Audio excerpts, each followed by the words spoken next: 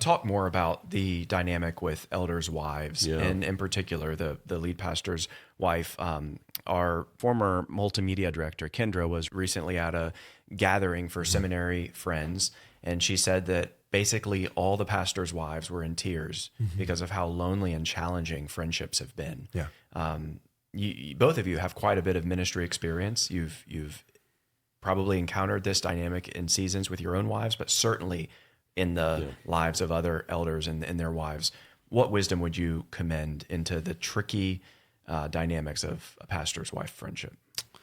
Again, there have been different seasons and different sisters who are involved in that orbit, that it changes all the time. It's an ecosystem that's always changing. But I think the things we want to do is we want to pray for our wives, that God would give them good friends. And whether they be friends with one another or friends with other sisters, I don't care. That was one of the first things I told the church whenever they were interviewing me, was like, my wife, I just want you to know, is a Christian, and she's going to not be friends with everybody. She's going to be free to have her friends, and just want you to encourage that. One of the best ways you encourage me is to encourage my wife and let her have friends. Yeah. And just to be clear, when you say she's a Christian, what you mean is she's not going to be the first lady of the church. The first lady of the church, all that kind of stuff. She's an ordinary Christian, an ordinary member, and her first responsibility is to me and our kids and those she's in covenant with. Yes, thank you for fixing that. That's exactly what I mean. And that's, get this, guys, she's a Christian. Anyway,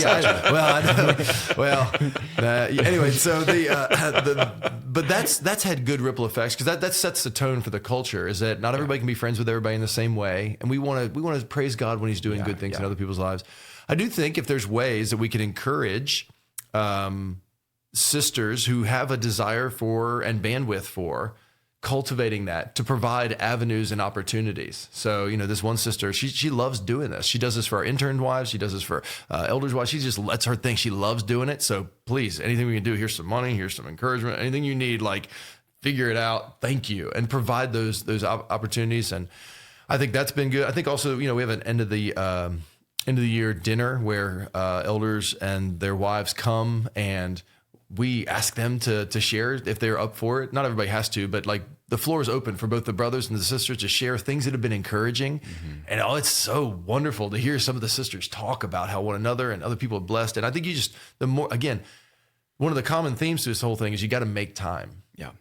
And like in Washington, D.C., it's so busy where we are. And you have to make time or it will not happen.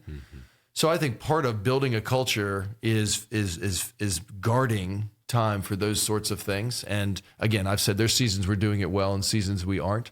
But that's been a really sweet gift. Yeah. So. And it can be hard as a pastor's wife to feel like you're kind of always the one initiating, always the one pouring into others. And if people are coming to you, you can wonder at times, are there ulterior motives? Are they going to be pumping you for information about what the elders are thinking? Correct. Hey, what are the elders thinking about that? It's like, I don't know, ask an elder. Yeah. So it can be a tricky thing.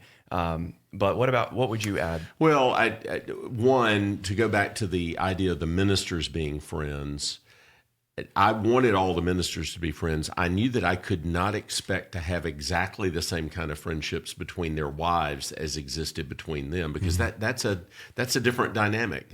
Couples are all different, and I didn't want the wives to hate one another, but I wanted to make sure that they had opportunities for natural friendships in the congregation. And I want to praise my congregation. We were a traditional Southern congregation with a lot of the expectations that you were talking about, first lady of the church kind of thing.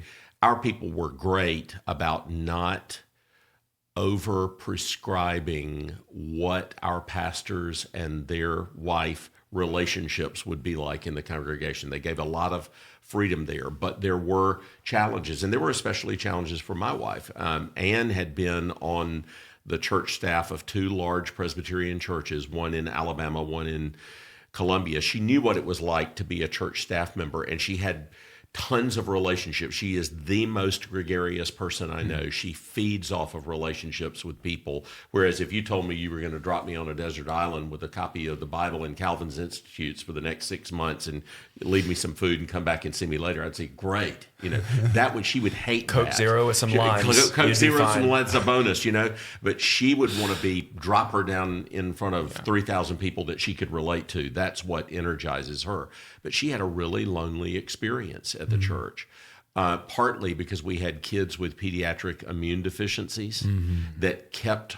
Now, again, let me praise the women of the church. The women of the church realized that, and they said, look, we'll come keep the kids at the house so that you can go to church. So they were thinking about serving her, but it was still a really lonely life. She felt like she was in a cave with 2 kids that could never get well from upper respiratory infections. For like 8 years, Oh, you yeah, told it me. went on for 7-8 years that she had to deal with that.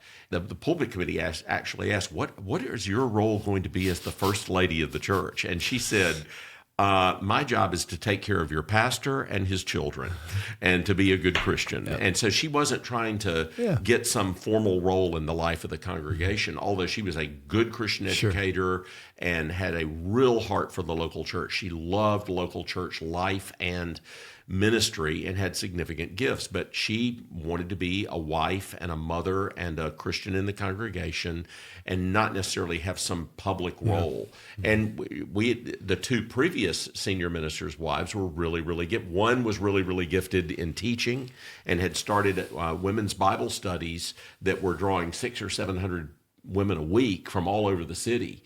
And one who was just amazing at hospitality and at caring for the mothers, especially the young mothers in the congregation. And so they had kind of defined the way that they were going to be a senior minister's wife. And so that was kind of set for Anne. And Anne was in a different stage of life with little kids. They had not had a senior minister's wife with little children at home in like over 125 years in the history of the church. All of the ministers, their families were grown by the time they came for the memory of everybody that was alive in the church. And so we just had a different dynamic going on. Right. So I do think you have to pay attention to dynamics that are going to face wives of elders and pastors that the elders and pastors themselves don't experience. I mean, here I was, my wife was more people person than me. I had all the people person interaction that you could ever want for and more, and she was lonely. And that's you just got to keep an eye on those kinds of dynamics. It was a lot easier for me to make friends in that setting than it was for her, even though she's a lot better at making friends than I am. The Lord just provided for me, and it was challenging for her.